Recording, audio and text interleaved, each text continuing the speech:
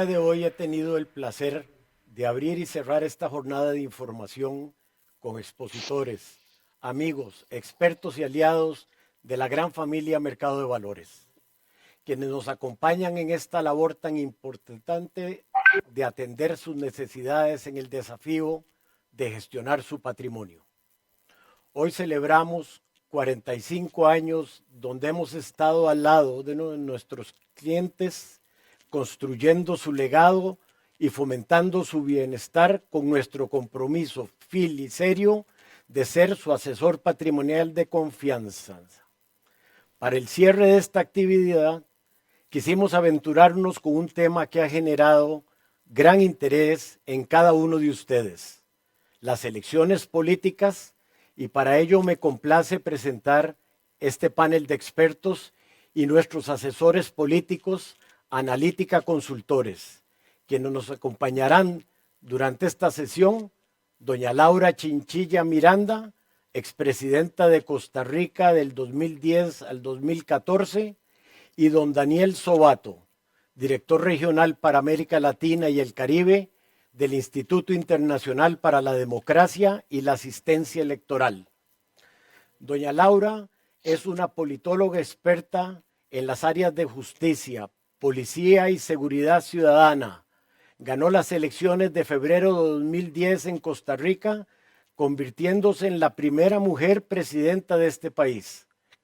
Realizó sus estudios universitarios en la Universidad de Costa Rica, graduándose de bachiller en la Escuela de Ciencias Políticas, y a finales de los 80s obtuvo una beca del gobierno de Estados Unidos para cursar una maestría en políticas públicas en la Universidad de Georgetown.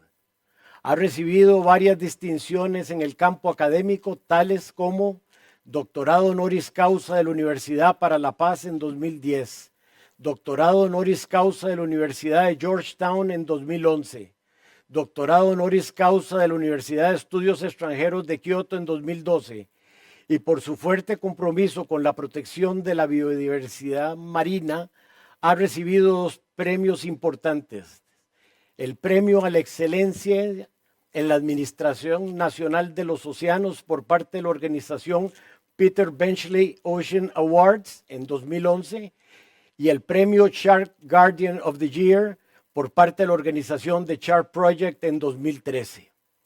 Por su parte, don Daniel tiene un doctorado en Gobierno y Administración Pública de la Universidad Complutense de Madrid e Instituto Universitario Ortega y Gasset, Madrid. Una maestría en Administración Pública de la Escuela de Gobierno John F. Kennedy de la Universidad de Harvard en Cambridge, Estados Unidos. Además, cuenta con un doctorado en Derecho Internacional de la Universidad Complutense de Madrid, y como director regional para América Latina y el Caribe del Instituto Internacional para la Democracia y la Asistencia Electoral, don Daniel prioriza el diseño, negociación y supervisión de programas de asistencia técnica y asesoría política en temas relacionados con la gobernabilidad democrática y el desarrollo, la reforma electoral y el financiamiento y la democracia de los partidos políticos, el fortalecimiento de las instituciones democráticas y sobre reformas constitucionales, políticas y electorales. Bienvenidos doña Laura y don Daniel. Muchas gracias por aceptar esta invitación.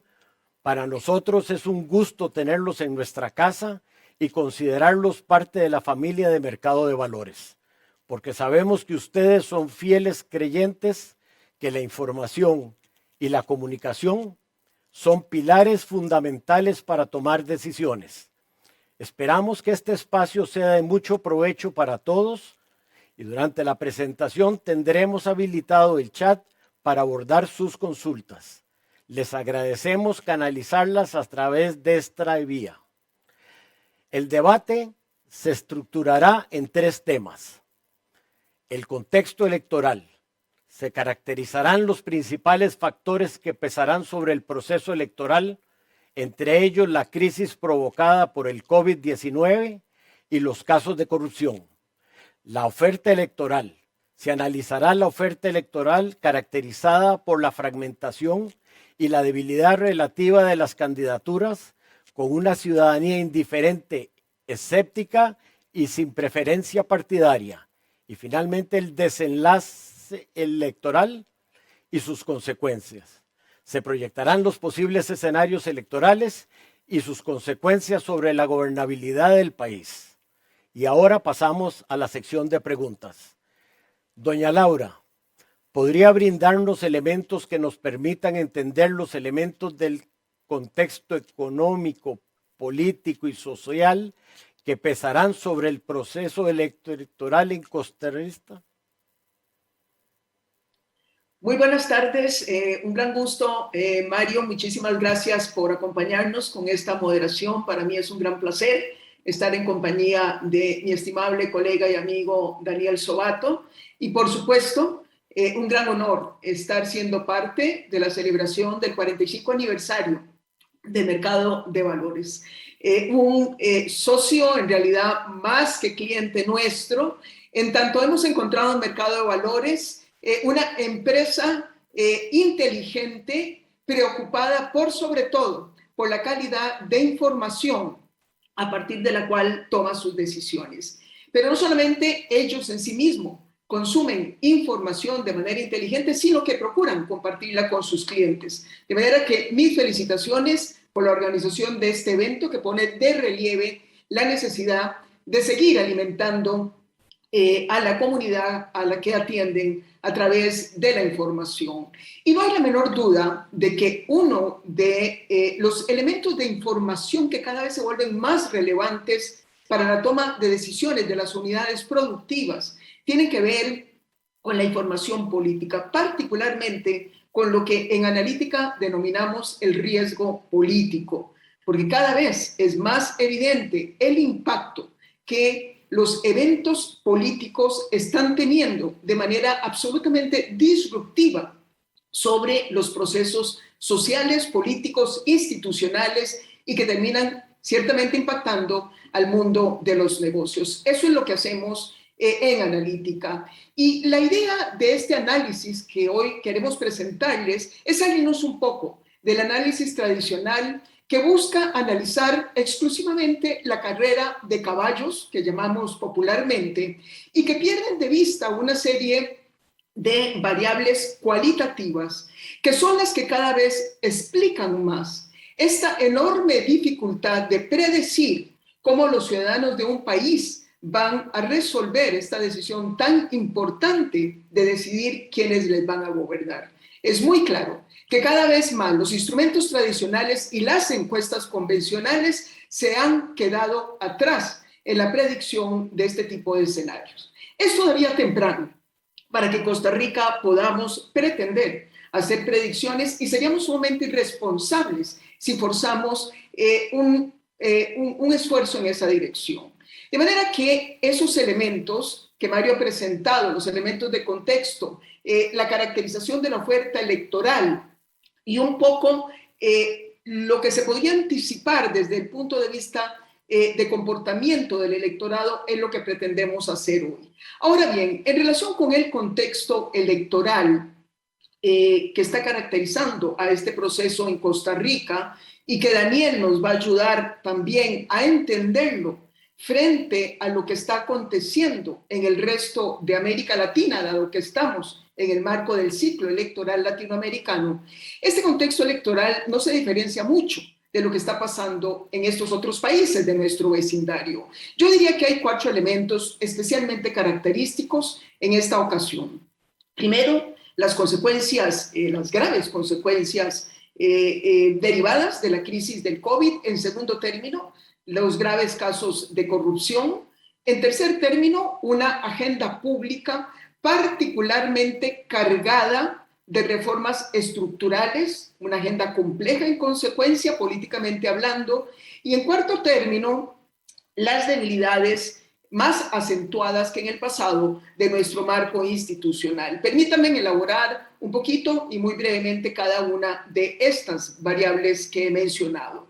En relación con las consecuencias de la crisis derivadas del COVID-19, Si bien Costa Rica salió relativamente o ha salido relativamente bien librada en los aspectos sanitarios, lo que no implica que tenemos que descuidarlos, en materia económica y social ha sido una de las economías más golpeadas de nuestra región, en buena parte porque la crisis nos sorprendió en una grave situación de vulnerabilidad que disminuyó nuestra capacidad de respuesta desde la política fiscal. Teníamos fragilidad económica, altos ya niveles de desempleo e informalidad, un déficit fiscal creciente y un endeudamiento externo que de nuevo nos restó maniobra para responder como lo hicieron mejor algunos otros países de nuestro entorno.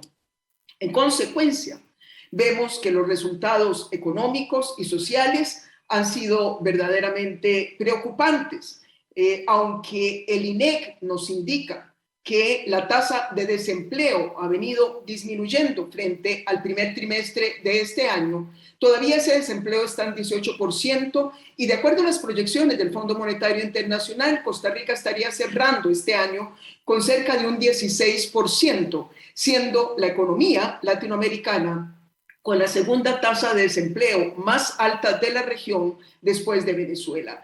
Vean ustedes que es una situación de enorme vulnerabilidad, en consecuencia, en la que van a llegar los ciudadanos a definir su decisión de por quién votar. La pobreza, por supuesto, se ha incrementado a los niveles más altos que se recuerde de los últimos 30 años.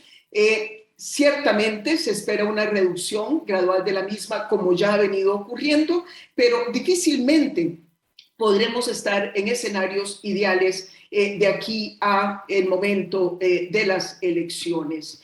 En relación con los casos de corrupción, tenemos que destacar que estos casos han tenido algunas características cualitativamente quizás diferentes a algunos otros que se venían observando. En primer término, hay una clara colisión entre los intereses públicos privados, es decir, hay una alianza corrupta que los ciudadanos pues han visto con una enorme preocupación y justificado enfado. Y además estamos también concurriendo a una preocupante penetración del crimen organizado, particularmente el narcotráfico, en esferas de decisión pública, tanto a nivel local como nacional. De ahí que, en consecuencia, cuando vemos algunas de las encuestas que se publican, estos dos primeros temas, las preocupaciones económicas y las de corrupción, son las que están encabezando las encuestas ciudadanas. En cuanto al tercer tema, que es una agenda pública controversial y cargada de reformas de naturaleza estructural, esto lo que básicamente está generando es mayor presión al sistema y en consecuencia también mayor presión de tipo social.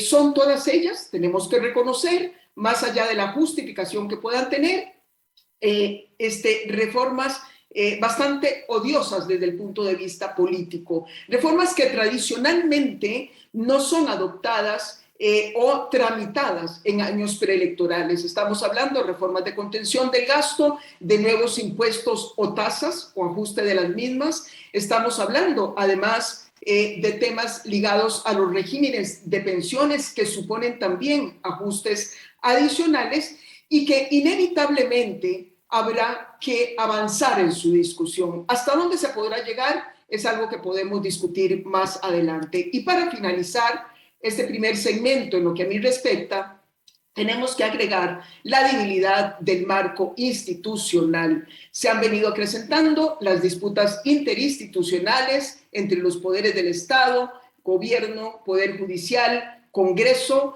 Hemos venido también observando una fragmentación dentro de las mismas fracciones legislativas y dentro de los partidos políticos.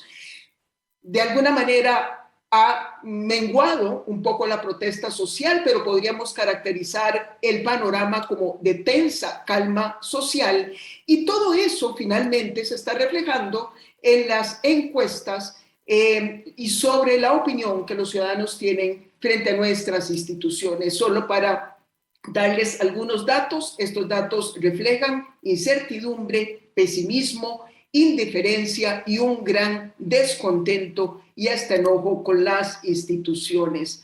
Tenemos que básicamente las instituciones más desacreditadas en el país son las instituciones políticas en una escala de 1 a 10, ni siquiera se alcanza el 4% en lo que respecta al gobierno, a la Asamblea Legislativa y a los partidos políticos. Y uno de los indicadores que Analítica ha venido monitoreando a nivel latinoamericano y en Costa Rica, porque ha estado asociado a resultados electorales muy disruptivos en algunos países, es el cómo la gente percibe a su sistema político en términos de justicia y de inclusión. Y resulta que en la última medición, cuando se le pregunta a los ciudadanos de para quién se gobierna o en beneficio de quién se gobierna, mayoritariamente los costarricenses, en más de un 90%, está diciendo que se gobierna para los intereses de muy pocos. ¿Por qué nos preocupa este dato? Porque está muy, pero muy por encima de la media latinoamericana, que es aproximadamente 70%, y Costa Rica de verdad que presenta una situación verdaderamente alarmante. En consecuencia, y para cerrar, este conjunto de factores nos hacen anticipar un proceso electoral cargado de elementos complejos, negativos y estresantes que sin lugar a dudas estarán condicionando las decisiones de los electores. Gracias. Muchas gracias, doña Laura. Ahora, don Daniel, ¿cómo comparan las condiciones en que tendrá lugar el proceso electoral en Costa Rica con las de otros países de América Latina que recientemente han tenido sus elecciones? Muy buenas tardes y en primer lugar muchísimas gracias a doña Cristina, a don Mario por esta invitación de acompañarlos en tan excelente compañía con la expresidenta Laura Chinchilla, una mujer política, intelectual, por la cual tengo una gran admiración y respeto, así que me siento sumamente honrado de poderlos acompañar. Me gustaría en un tiempo similar al que utilizó doña Laura, de unos 10, 11 minutos, poder ayudarles a tener una visión de contexto latinoamericano. En primer lugar, tenemos que comenzar diciendo que claramente la región está atravesando por un momento muy, muy difícil, muy complejo. Quizás, en mi opinión, el más complejo desde que inició la tercera ola democrática a fines de los años 70, principios de los años 80. Cuesta ser optimista en este contexto, pero estamos condenados a no dejarnos ganar por un pesimismo paralizante, porque creo de que al inicio de una nueva década nos tenemos que obligar a ser muy conscientes, tener una mirada muy realista, no ingenua de lo que está pasando, de todo lo que está pasando, porque está pasando de todo en nuestra región, pero al mismo tiempo tener la capacidad de poder distinguir fortalezas, por el otro lado las amenazas, pero por el otro lado también las oportunidades.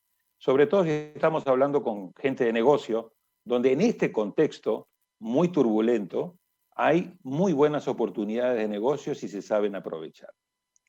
Lo segundo es el tema que quiero poner sobre la mesa, muy similar a lo que señaló doña Laura, que tiene que ver con el tema de la incertidumbre. No nos tenemos que engañar. Es decir, hoy la única certeza es la incertidumbre. Así que aquí tenemos que ir por aproximaciones sucesivas, con mucha prudencia, pero monitoreando muy bien los países. Hay una gran heterogeneidad en la región, dentro de esta América Latina, e ir identificando aquellas tendencias que son las más preocupantes. Lo tercero, ser consciente que estamos ante un momento nuevo. Es una época nueva que viene caracterizada por cambios muy profundos y que en el caso de América Latina ya la región venía con déficits estructurales muy importantes de previo a la llegada de la pandemia. Lo que nos está pasando no es consecuencia únicamente de la pandemia. Teníamos en el 2019 un crecimiento anémico promedio regional del 0.1%, teníamos ya el aumento nuevamente de la pobreza y de la desigualdad, teníamos sociedades irritadas con protestas sociales en muchos de los países en ese segundo semestre del 2019, teníamos democracias fatigadas Y por lo tanto, teníamos un cuadro muy complejo al cual se le suma a partir de febrero-marzo del 2020 con la llegada de la pandemia. Y la pandemia ha venido, por un lado, a exponer todas nuestras debilidades estructurales y por el otro lado, ha venido a acelerar y a complejizar unas nuevas. Así que yo creo que aquí es muy importante también distinguir lo que es estructural de lo que es coyuntural. En este contexto muy complejo, plagado de incertidumbre, con cambio acelerado, nosotros tenemos que ir poniendo sobre la mesa diferentes interrogantes para la gente de negocio. En primero, entender de que el riesgo político, que era una variable que quedó siempre subestimada, se ponía gran atención al tema de lo económico y lo político era como un subproducto de lo económico. Había como una suerte de fantasía que si ordenábamos la economía, la política, aunque iba mal, la íbamos a poder terminar arreglando, ordenando. Esa fue la hipótesis con la que se jugó en Perú. No importaba que la política peruana fuera un desastre, siempre y cuando la economía anduviese bien. Y bueno, finalmente la política terminó llevándose por delante a la economía. Así que ahí hay un aprendizaje muy importante que tenemos que hacer todos en las sociedades, incluido la gente de negocio. La política importa y la política es algo mucho más importante que para dejársela únicamente en manos de los políticos. Todos nos tenemos que comprometer, incluido el sector privado, no para hacer política necesariamente partidista, pero sí para invertir en una política de calidad, en el fortalecimiento de las instituciones, etc.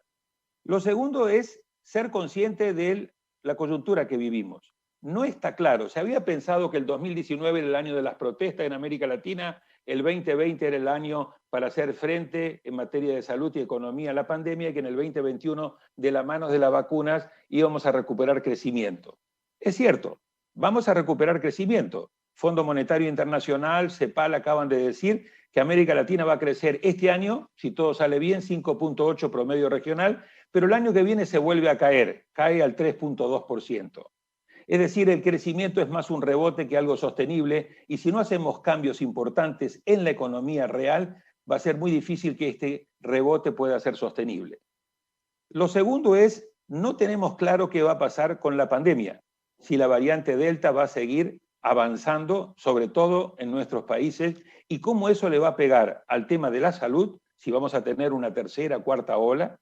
¿Qué va a pasar con el tema de vacunas? Ya muchos países no están con la segunda vacuna, ya están poniendo la tercera vacuna, cuando en muchos de nuestros países no hemos todavía terminado de poner la primera vacuna. Esto es un elemento importante. Y esto es importante porque si no solucionamos el tema de salud, muy difícilmente vamos a poder tener una recuperación económica como la que estamos necesitando, sobre todo un crecimiento económico que venga acompañado de generación de empleo de calidad, como bien nos recordaba doña Laura. El otro tema es qué va a pasar, otra incertidumbre importante que tenemos en materia de riesgo político, que en mi opinión cada vez las empresas le tienen que dar más y más importancia para poder realmente entender, mitigar riesgos y aprovechar estas oportunidades, si los estados y los gobiernos van a tener la capacidad de poder dar respuesta a las demandas crecientes y a las expectativas crecientes. En particular, ¿qué va a pasar con el tema de las ayudas sociales? Fíjense que el 2020 se pudo responder con diferentes espacios fiscales relativamente bien, y eso ayudó que el durísimo golpe que recibió la región, la economía promedio regional en el 2020 cayó entre una horquilla del 7 al 8%. No sé qué tan sostenible va a ser este tema. En muchos países la deuda ha aumentado significativamente y va a ser muy difícil poder seguir manteniendo estas ayudas sociales con déficits fiscales que se han disparado y con deudas que han aumentado significativamente. Y entonces ahí hay un desafío muy importante. Recuerden que en el 2020, de los 6 mayores default que hubo en el mundo, 4 fueron en América Latina: Argentina, Ecuador, Surinam y Belice. Y por lo tanto, si hay un aumento de inflación, como se decía en el panel anterior, aunque sea transitorio, cuidado que un aumento de interés con mayor deuda puede hacer una carga de deuda mucho más importante y podría colocar de nuevo en situaciones muy difíciles desde el punto de vista fiscal a los gobiernos, incluido, en mi opinión, al de Costa Rica. El otro tema importante es que todo esto viene acompañado y coincide con el inicio del superciclo electoral en América Latina. entre el año 2021 y el año 2024, todos los países de América Latina, salvo Bolivia, van a renovar sus presidentes y sus congresos. Y en los 18 meses que van desde abril, mayo, junio de este año a fines del año que viene, las 6 principales economías de la región van a celebrar elecciones. 4 de ellas presidenciales. Perú, que las acaba de tener, Chile, que las va a tener en noviembre, presidenciales, Colombia, que las va a tener en mayo del año que viene, y Brasil en octubre del año que viene, elecciones de medio periodo legislativa que son verdaderos referéndum, México, que las acaba de tener en junio, y eventualmente una revocatoria de mandato sobre la presidencia de Andrés Manuel López Obrador el año que viene, y Argentina, que va a tener una elección de medio periodo, verdadero referéndum, sobre la gestión de Alberto Fernández en noviembre de este año. Este superciclo electoral y esta posibilidad de alto cambio político puede generar, obviamente, efectos disruptivos muy significativos, como decía doña Laura. Les doy el ejemplo de Perú, pero no es el único. Con un voto de castigo muy significativo a la política tradicional, donde un outsider o un político con un discurso antisistema puede realmente posicionarse, viniendo muy detrás en las encuestas, y en las últimas 3-4 semanas quedarse con el gobierno, con la presidencia. Después, en la segunda parte, me gustaría profundizar cuáles son las principales tendencias electorales que estamos viendo, entre otras el tema de la necesidad de ir a segundas vueltas y cómo eso complica mucho la gobernabilidad. Y finalmente me gustaría cerrar diciendo, hay que prepararse, hay que seguir navegando en aguas muy turbulentas, hay que tener la capacidad de poder estar preparados para poder leer esta realidad con nuevos paradigmas y con nuevos lentes. La ilusión de un back to business as usual, eso es una fantasía. Este cambio llegó para quedarse y por lo tanto las empresas, los gobiernos están obligados realmente a mirar esta realidad de manera diferente.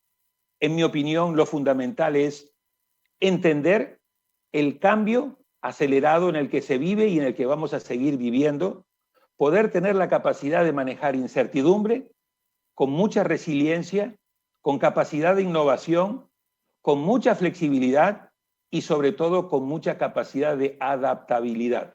Aquí lo de Darwin es fundamental tenerlo en cuenta, sobre todo para las empresas. No sobreviven, como decía Darwin, los más fuertes, los más rápidos o los más inteligentes, sino aquellos que tienen la capacidad de adaptarse de mejor manera al cambio. Y la realidad nuestra es que vamos a vivir en un cambio permanente. Y el segundo consejo que me parece importante dar es el que Harari señala como al inicio de uno de sus libros. Dice, en un mundo inundado de información irrelevante, la claridad es poder. Y yo creo que aquí es muy importante poder tener la capacidad en esta inundación de información de cómo distinguir lo que es irrelevante de lo que es realmente fundamental y colocar en el centro de la reflexión, además de los análisis económicos, financieros, etcétera, el análisis del riesgo político, porque si hay algo que está caracterizando y va a seguir caracterizando a nuestra región, es poder tener una comprensión muy clara del nivel muy alto de incertidumbre política, de volatilidad y de impredecibilidad de cómo se van a ir desarrollando muchas de estas elecciones, dentro de la cual, en mi opinión, Costa Rica calza perfectamente dentro de estas tendencias y en muchos casos quizás haya que darle un seguimiento muy, muy cercano. Recuerden que ustedes en las 2 últimas elecciones que han tenido, quien se quedó finalmente con la presidencia, fueron presidentes que al inicio de la carrera presidencial no perfilaban como candidatos que pudieran haber ganado, particularmente en la última elección, donde prácticamente esa elección se definió a nivel de una sorpresa de último momento entre 2 candidatos que pocas semanas o meses atrás no calificaban como los más probables presidentes. Así que prepararse para poder manejar este nivel altísimo de incertidumbre, cómo mitigar riesgos, pero sobre todo quiero cerrar con este mensaje positivo, cómo saber aprovechar oportunidades. Hay muchas oportunidades en este marco de situación también turbulenta y ahí es donde creo que también hay que poner mucho el foco de atención. Muchas gracias, don Daniel. Ahora volviendo a doña Laura, ¿qué nos podría decir de la oferta electoral, la cual está prácticamente definida en Costa Rica? Me parece muy importante los elementos con que Daniel ha complementado el segmento introductorio que formulé, porque nos abre un poco más el panorama y efectivamente no estamos solos. En esta mezcla de elementos de incertidumbre, de crisis y de presiones sobre el sistema político en un momento en que hay que tomar decisiones fundamentales de cara a las elecciones que se avecinan. Cuando analizamos qué es lo que está pasando propiamente desde el punto de la oferta electoral, se están confirmando algunas también de las tendencias que hemos observado en otros países y que no necesariamente han llevado a los mejores escenarios posibles de desenlace electoral. En primer término, a medida que viene avanzando el calendario electoral, tiende a crecer el porcentaje de ciudadanos que dice no tener ninguna preferencia partidaria, algo que era muy diferente en años anteriores. Es decir, a medida que más se acercaba, la gente se iba definiendo más claramente en sus preferencias. En esta ocasión, por ejemplo, en una de las encuestas, y aquí permítanme hacer un paréntesis y llamar la atención con gran preocupación de que vemos insumos de muy mala calidad en el mercado local. Son quizás 2 o 3 encuestas las que verdaderamente valen la pena y aún así no logran el escrutinio necesario para poder interpretar lo que los electores irán haciendo hacia futuro. Pero bueno, basado en una de estas encuestas que respetamos, por ejemplo, en diciembre del 2020, 42% de la gente decía no tener ninguna preferencia. Al mes de julio del 2021, es decir, 6 meses después, ese porcentaje ha llegado a 66%. El otro elemento que vemos es que todos los partidos, sin excepción, por lo menos los partidos que aparecen en los márgenes de error, porque algunos prácticamente ni aparecen todavía, todos ellos, sin excepción, tienden a disminuir su caudal de apoyo. Y además, ninguno, ni tan siquiera, está cerca de alcanzar el 40% de los votos del padrón electoral que son necesarios para poder ganar en primera vuelta. De manera que lo de segunda vuelta es prácticamente algo que en principio se podría dar por descontado, a menos que surja un fenómeno sobre la marcha diferente. Un tercer elemento que estamos viendo es que solo 7 candidatos tienden a superar el 40% del porcentaje de ciudadanos que dicen conocerlos. Es decir, que estamos llenos dentro de esos 20 o más candidatos y candidatas que han manifestado su deseo de participar, estamos llenos de personas desconocidas. Ese mismo fenómeno al que Daniel se refería, que ya no es inusual en Costa Rica. Gente que puede llegar hasta última hora con muy poco nivel de conocimiento o con muy poca adherencia en la intención de voto, pero que al final llegan o pasan a la segunda vuelta. Eso está pasando con claridad. Solo 7 candidatos dentro de esos 20 superan el 40% del conocimiento ciudadano, pero además agrego que todos ellos tienen más opiniones negativas que opiniones positivas. Es decir, que en principio no necesariamente deberíamos confiar que el elemento del conocimiento va a definir quiénes van a llegar hacia el final. Y finalmente, quiero señalar algo que también se viene repitiendo en Costa Rica y que no deja por eso de ser un elemento de preocupación desde el punto de vista de la gobernabilidad que requerimos para el proceso de toma de decisiones, y es que solo un bajo porcentaje de ciudadanos, que no llega ni siquiera al 20%, en ninguno de los partidos políticos dicen que no quebrarán su voto. Es decir, que sobre un 80% de ciudadanos dicen que van a quebrar su voto. Entonces, vean ustedes que aquí lo que nos estamos es acercando a un escenario en donde ese famoso espejismo del mandato presidencial podría replicarse. Les recuerdo que hace 3 años, 70% de los electores costarricenses no votaron ni por don Carlos Alvarado, ni por don Fabricio Alvarado, y que en segunda vuelta solamente el 40% votó por don Carlos Alvarado. Este tipo de elecciones debilitan muchísimo la legitimidad de origen de los presidentes y además por el factor del quiebre de voto los hace llegar a gobernar con fracciones sumamente pequeñas. Entonces, nos estamos de nuevo enrumbando a una elección que pareciera podría exacerbarse desde el punto de vista de las características de las últimas aún más.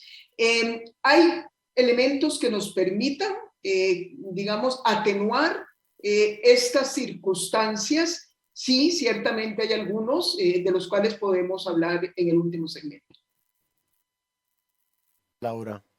Y ahora de nuevo con don Daniel. ¿Podríamos en Costa Rica estar a las puertas de una situación similar a la acontecida recientemente en las elecciones como las de Perú? ¿Cómo ve el desenlace del proceso electoral en el caso de Costa Rica? Don Mario, déjeme, dando seguimiento a la excelente intervención de doña Laura, poner cuáles son las tendencias que estamos viendo en América Latina, para ver después cómo, de una manera u otra, Costa Rica puede calzar ahí o no. Lo primero que les digo, no hay nada imposible. Se ha normalizado la excepcionalidad. Olvídense de decir, no, ese es un escenario que no se puede dar. Todo es posible cuando vemos lo que está pasando en materia electoral en América Latina. Primero, la tendencia, voto castigo a los oficialismos. La gran tendencia es que quien está en el poder pierde, salvo excepciones, y sobre todo en elecciones de medio periodo, como fue, por ejemplo, Bukele, en el caso de las elecciones legislativas de febrero pasado. Pero la tendencia clara es el que está en el gobierno por lo general pierde. Segundo, esto trae ciclos políticos más cortos y por lo tanto mayor alternancia. Con la parte buena que tiene la alternancia, pero también con la parte de gran sorpresa de quién es el que llega.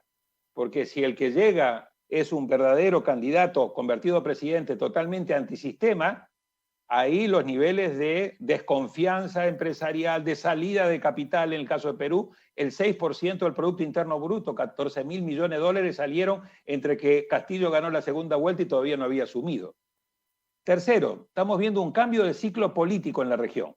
Si en el 2015, sobre todo América del Sur, había empezado a transitar de la izquierda a la derecha, con los triunfos de Macri en Argentina, de Pepe de Kuczynski en Perú en el 2016, de Piñera en el 2017 en Chile, de 2018 Bolsonaro y Duque en Brasil y Colombia, y se consolidó con el triunfo en el 2019 en Uruguay de Lacalle Pou. A partir del 2019 también, con el triunfo de Alberto Fernández, con el triunfo de Luis Arce en Bolivia, con el triunfo de Castillo en Perú, la única excepción es Lasso, y dependiendo con lo que pase en las elecciones presidenciales de noviembre en Chile y con lo que pase en Colombia en mayo y del 2022 y lo que pasa en Brasil en octubre del 2022, donde hoy por hoy pareciera ser de que en las encuestas, falta mucho, Petro, izquierda, va ganando en Colombia y Lula en Brasil, izquierda, va ganando en Brasil. Así que estamos quizás ante una situación de cambio de ciclo político, todavía temprano para decirlo,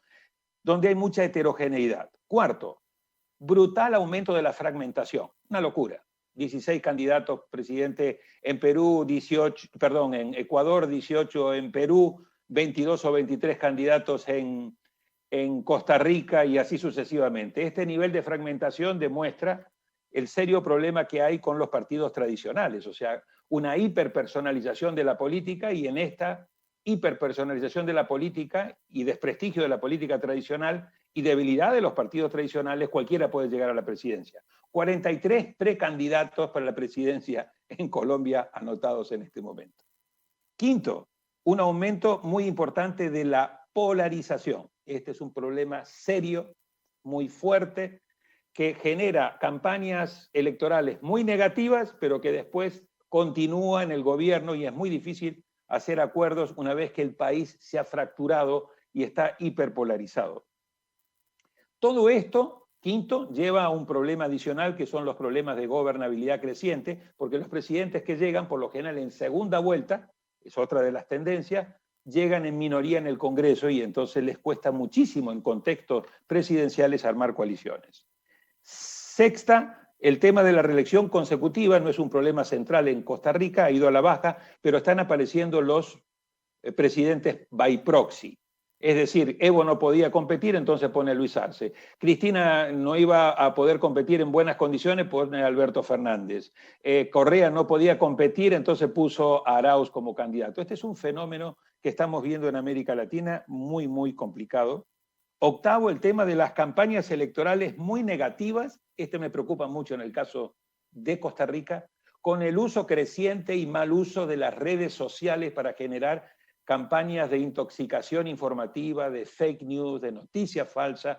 Ese es un elemento muy importante en el cual autoridades electorales como el Tribunal Supremo Electoral deben poner particular atención cómo regular ese fenómeno sin afectar la libertad de expresión, pero que es un tema muy, muy importante. Y sobre todo porque en contexto de pandemia, gran parte de las campañas se están haciendo cada vez más virtualmente. El noveno es la tendencia a no reconocer los resultados, o sea, es el trumpismo a la América Latina y a la denuncia del fraude preventivo. Yo les adelanto, dice Bolsonaro ahora, que si pierdo en octubre del 2022 es porque me hicieron fraude. Muy similar a lo que hizo Trump. Pero eso no es únicamente en el caso de Bolsonaro. Estamos viendo muchas elecciones donde el que pierde dice, perdí porque me hicieron fraude, no reconoce los resultados, deslegitima el proceso electoral y ataca a las instituciones electorales. El último punto es, en muchos casos todo esto trae un mayor nivel de apatía, menor participación, mayor número de votos nulos y mayor número de votos en blanco, lo cual trae una creciente deslegitimación, como también bien señalaba doña Laura.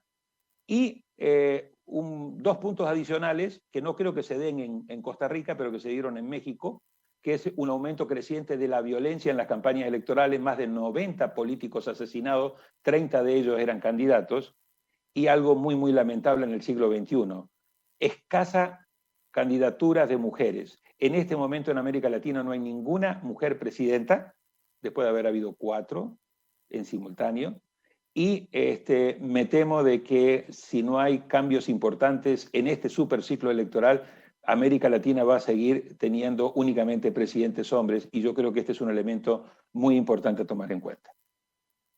Muchas gracias, don Daniel. Y para finalizar, y siguiendo con el tema, a doña Laura le quisiera preguntar si, considerando los elementos que nos han presentado, ¿qué se puede hacer para evitar escenarios como los que ya han tenido lugar en otros países de América Latina?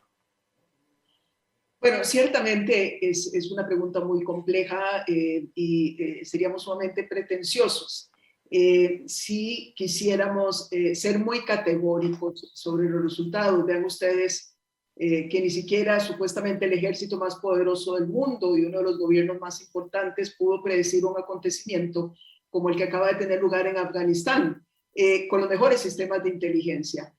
Muchos de los elementos que pesaron en ese desenlace en Afganistán no tenían nada que ver con la información dura que tradicionalmente hace parte del análisis de las matrices de riesgo. Tuvo que ver muchísimo con elementos subjetivos, cómo la población se sentía, cómo los militares afganos se sentían, cómo el aparato burocrático se sentía frente a la situación, y eso generó un desborde de actitudes que condujeron a escenarios muy diferentes a los que se suponía. Prácticamente el tema, o básicamente aquí lo que nos preocupa es cómo evitar el que la ciudadanía llegue a los procesos electorales como si fuese precisamente un escenario de guerra, como en Afganistán. Es decir, cómo tratar de disminuir el elemento meramente emotivo, el elemento de temor, el elemento de incertidumbre, porque cuando la gente se siente así,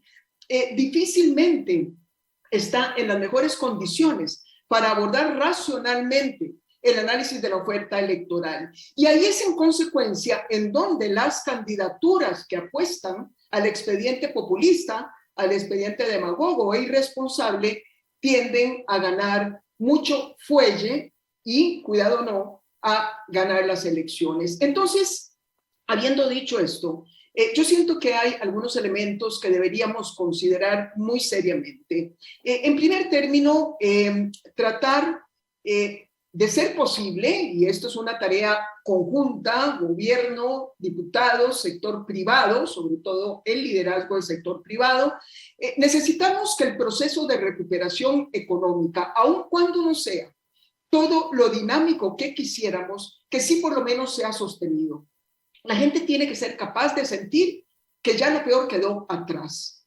Porque si viene una segunda caída, me temo que eso nos hará muchísimo daño. En segundo término, necesitamos que los mercados no nos castiguen, particularmente en cuanto a los compromisos que hemos adquirido con el Fondo Monetario Internacional. Es muy claro, por lo menos yo no espero que la Asamblea Legislativa apruebe todos los compromisos que se asumieron con el fondo. A lo sumo creo que llegaremos a la ley de empleo público y posiblemente aprobaremos algunos otros empréstitos adicionales que están en la Asamblea Legislativa. Todo el paquete de legislación controversial siento que tendrá que esperar. No hay condiciones políticas para avanzar. Ojalá se pueda avanzar en algunos en el marco de un acuerdo nacional, pero si eso no se hiciera, esas diferencias y esa negativa tiene que justificarse de manera suficientemente sólida como para que la conclusión del fondo y de las calificadores de riesgo sea ahora no, pero mañana muy probablemente sí. O sea, simplemente se trata de esperar a las nuevas elecciones, a las nuevas autoridades para seguir caminando por una ruta de responsabilidad. En tercer término, tiene que haber resultados aleccionadores frente a los casos de corrupción. Y aquí, desgraciadamente, estamos en un momento en donde el Poder Judicial también tiene enormes deudas con la población. La impunidad sería también un elemento que vendría a afectar los ánimos de la población de cara a las elecciones. Y finalmente, termino cerrando con dos elementos adicionales. Tenemos necesariamente que mejorar la calidad de la información sobre lo que va a pasar en el proceso electoral. Y en esto creo que el sector privado tiene mucho posibilidad que hacer a su haber. Muchas de las encuestas se financian a través de los recursos del sector privado y necesitamos encuestas en el país como las que ya se han intentado en algunas elecciones mucho más recientes en nuestra región y fuera de nuestra región. A partir de la información de la que hoy estamos disponiendo, con solo medir la carrera tradicional de caballos, como se ha hecho, no seremos capaces de predecir esos resultados electorales y en consecuencia de ir adecuando estrategias frente a las mismas. Y finalmente tenemos que ser capaces de brindar a la autoridad electoral. La experiencia, y déjenme decirles que yo participé en las elecciones como directora de la misión electoral en las elecciones de Estados Unidos 2016 y de Brasil 2018, las dos muy controversiales ciertamente, y en esos dos casos, la presa principal, y Daniel ya lo mencionó en el caso de Brasil, tanto de Trump como de Bolsonaro, fueron precisamente el cuestionar la calidad, la legitimidad de las elecciones. El día que los costarricenses empiecen a dudar seriamente de sus árbitros electorales, me parece que ahí sí vamos a perder muchísimo del desenlace que podamos tener en relación con los resultados electorales. Muchas gracias. Muchas gracias, doña Laura. Este ha sido muy iluminante y muy profundo. Definitivamente enfrentamos un panorama complicado y es muy importante, como nuestros dos amables e ilustres expositores han dicho, referirse a información de calidad. El ciudadano y todos los participantes en el proceso tienen que enfocarse en información de calidad. El panorama es complejo, las alternativas son muchas y está en juego el futuro del país. Así es que el material que nos han dado es muy útil y esperamos que todos lo aprovechen. Aquí tengo un par de preguntas. La primera para doña Laura, que dice así: creo que tendremos a la segunda mujer presidente en 2022. ¿Usted cree que doña Linet dé la sorpresa? De nuevo es muy difícil hablar sobre la base de los datos que tenemos al día de hoy y cuando todavía nos quedan varios meses para llegar a las elecciones. Es sumamente temprano como para hacer apuestas a esa carrera de caballos, digo con todo el respeto y no estoy pretendiendo hacer la asimilación de los candidatos. Siempre cuando hablamos de la carrera de candidatos, así la denominamos. Yo no me atrevería a hacer esa predicción, ciertamente. Conozco a Linet, me tocó trabajar junto con ella cuando estuve en el Ministerio de Seguridad y ella como la primera directora del organismo de investigación judicial. Tengo un gran aprecio, una gran admiración por sus capacidades ejecutivas, pero no me atrevería en este momento a opinar sobre ninguno de los candidatos. Sí, les reitero que llama la atención en las encuestas el hecho de que predominan opiniones negativas sobre los candidatos más conocidos. Doña Linet se libra por poco, de manera que el neto de ella tiende a ser positivo, aunque no todavía lo suficientemente amplio como para, digamos, asegurar que su triunfo podría tenerlo ganado. Doña Laura, y aquí tengo otra pregunta que asumo va más dirigida también a don Daniel, que habla de cómo evitar que una campaña política utilice o se base en temas socioculturales como el aborto, Dios, diversidad de género, etc. ¿Cómo enseñar a votar desde la escuela? La forma actual no funciona. Bueno, yo creo que la democracia requiere básicamente ciudadanos bien formados. Ahora, no se puede evitar que en una campaña los temas de aborto, temas de matrimonio de personas del mismo sexo, temas que para muchos son controversiales estén fuera de la campaña. Los temas tienen que estar y en muchos países esos temas forman parte y en algunos casos parte muy importante. Lo que pasa es que esos temas no pueden ser los únicos que se discutan, tienen que ser parte de una agenda muy importante.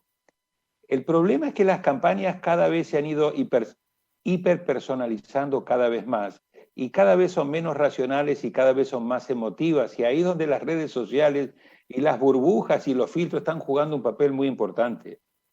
Yo me temo, espero equivocarme, de que ustedes van a tener una campaña similar a la de muchos otros países en el mundo y en América Latina, muy dominada por las redes sociales, y me temo que va a ser una campaña que, si no se logra un muy buen programa de fact-checking, de comprobación de mentiras, etcétera, etcétera, puede llegar a ser una campaña con mucha intoxicación informativa y con muchas noticias falsas. Por eso creo de que el papel del Tribunal Supremo Electoral, como estamos viendo en muchos otros países donde los organismos electorales juegan un papel muy importante, de nuevo, sin limitar la libertad de expresión, es significativo. Ese para mí es uno de los riesgos que va a estar muy presente en el caso de Costa Rica, donde educar y ayudar a clarificar, dar esa información de calidad que decía doña Laura para los ciudadanos y ciudadanas, pero también de parte de ellos y de ellas,